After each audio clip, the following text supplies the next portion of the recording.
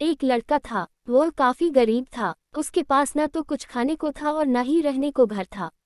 वो अपने दोस्त के घर रहा करता था। उसने एक छोटी सी कंपनी में पेंटिंग का काम करना शुरू कर दिया। धीरे धीरे उसके पास काफी पैसे भी हो गए। बाद में वह काफी धनी भी हो गया। लेकिन अभी भी उसके अंदर कुछ कमी का एहसास होता था।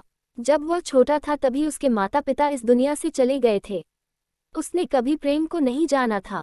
एक दिन जब वह अपने किसी काम से बाहर गया था तो उसे एक लड़की दिखी जो कि काफी अच्छी और खूबसूरत थी। उसको देखते ही इस लड़की को उस लड़की से प्रेम हो गया। वह काफी देर तक उस लड़के को देखती रही। कुछ देर बाद वह लड़की वहां से चली गई। कुछ दिनों तक ये लड़का उस लड़की को खोजता रहा लेकिन वह लड़की न मिली। लेकिन नियति ने उस लड़की से इस लड़की को मिला दिया। वह लड़की इस लड़के के घर काम की तलाश में आई थी। लड़के ने लड़की को तुरंत घर के काम के लिए रख लिया।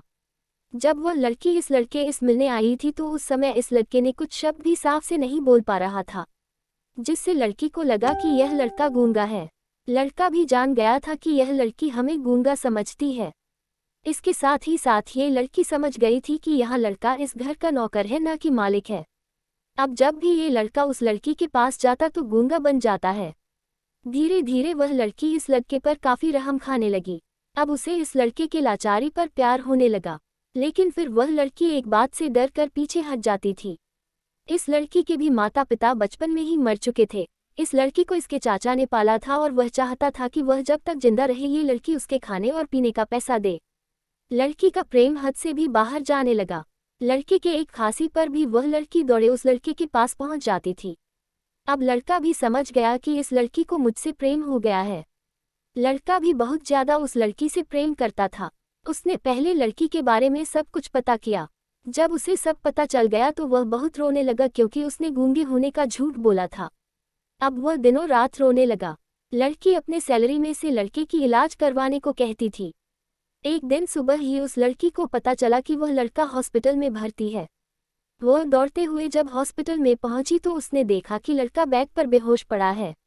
उसके आसपास काफी मशीन लगी हुई थी।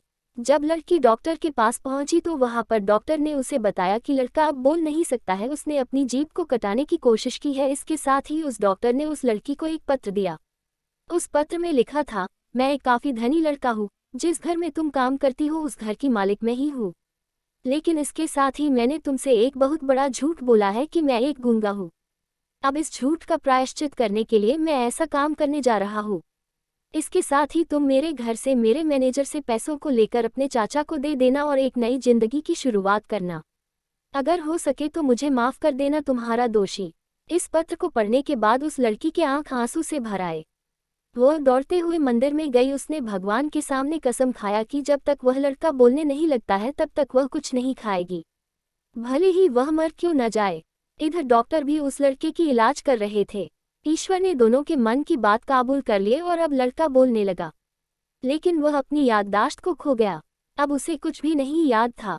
अब इसके बाद लड़की ने उसके याददाश्त के लिए काफी कुछ किया लेकिन याददाश्त न आ सका।